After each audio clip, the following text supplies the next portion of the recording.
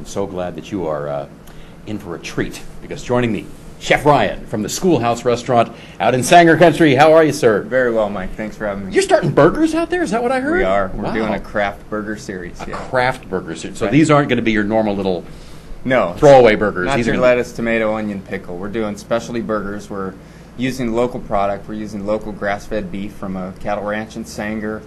We have a bison burger, California lamb burger on the menu. Where do you find bison? Bison comes from Wyoming. Wyoming. That's not a local one, but bison, we do a big breakfast burger. It has house-made sausage and bacon and maple syrup and fried eggs. Yum. Yeah. Who said, let's try burgers on the menu? You know, we wanted to take something that was just very basic and elevate it to the type of cuisine that we do on our regular dinner menu, using local products, great technique, and just having fabulous flavors come together as we do with the rest of our dishes on the menu. Don't take this the wrong way, but I've been in a lot of nice restaurants and look at the menu, and I just, man, I wish they had a burger.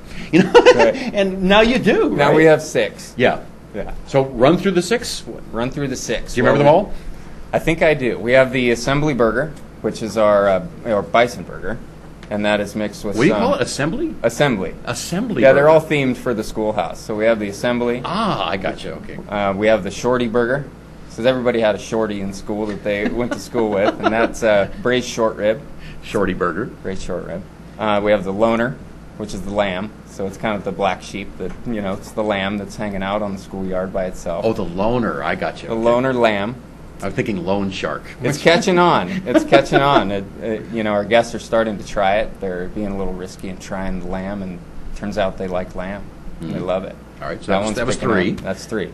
We have the bully burger, which is the breakfast burger, because it's a big beast of a burger. It's kind of intimidating. Can you get that breakfast burger all day, or? No, that one's only Just available on now. Sundays. Oh, only Sundays. Good Okay. question. Thank you for pointing that out. All right. What else do we have? Because you're not open Of for course. breakfast during the week, right? Right. So only Sunday brunch. We open at 10 o'clock. Goes 10 to 3. Okay.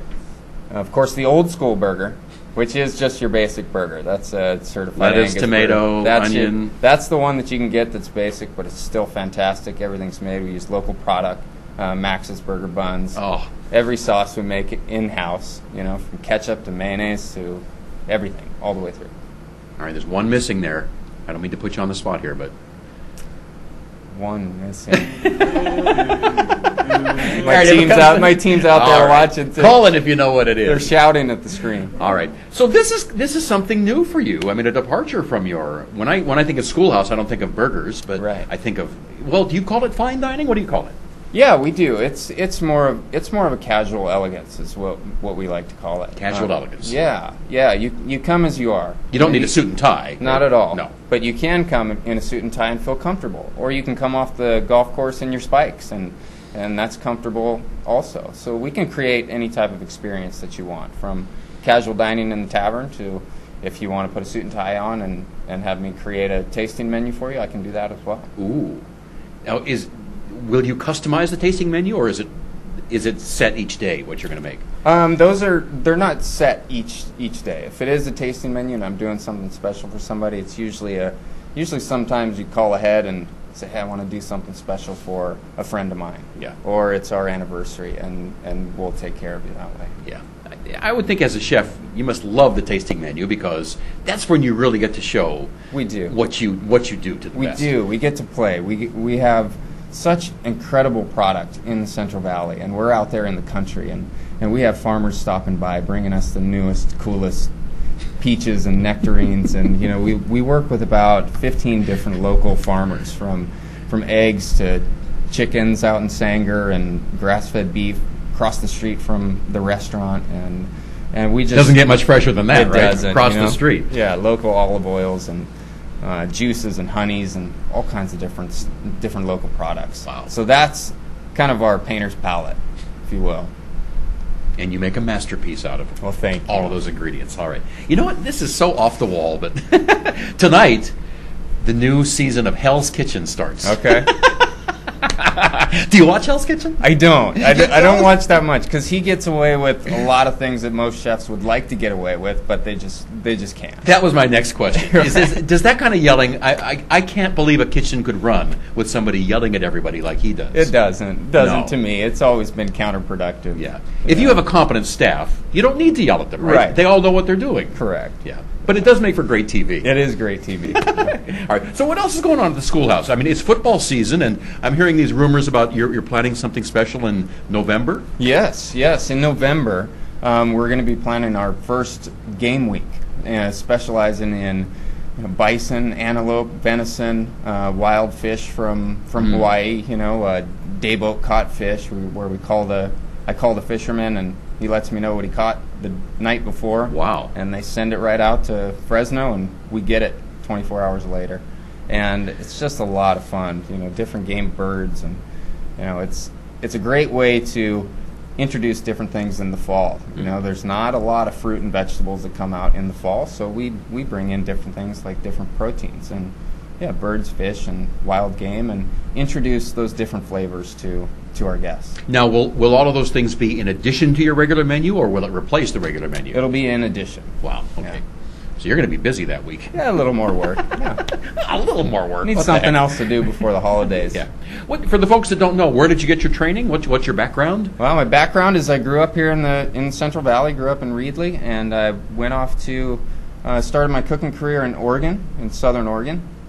Another place that utilizes great local products and up-and-coming wines. And, well, up-and-coming, that was 20 years ago. 20 It was years ago, up-and-coming. And then I went down to San Francisco to go to California Culinary Academy. Ooh. And fortunately made a great decision and moved to Napa Valley. And I spent 8 years in Napa Valley and then worked in the East Bay for a little bit, and decided to seize this opportunity that I had to come down and work with great family friends. Got to partner with some old family friends of mine in such a historic building and create something totally different for Central Valley. So somebody said, "Hey, the schoolhouse is up for sale. Let's grab it and make it into a great restaurant." Right. My partner bought the building. It's been in the family. His dad went to school there. Was a student at the elementary It really school. was a school. Yeah. It really was a school. Yeah. It was built in 1921. Wow. And it closed in 1958.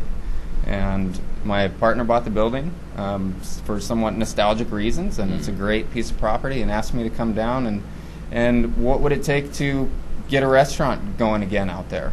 And Was it structurally sound, or did you have to do a lot of work on it? It was structurally sound. Really? Yeah, it was great. Well, back then they used to build stuff to last, not like Right. now. The things that are 90 years old in the building are just fine, and the Yeah. things. We But bought how 2 was the years kitchen?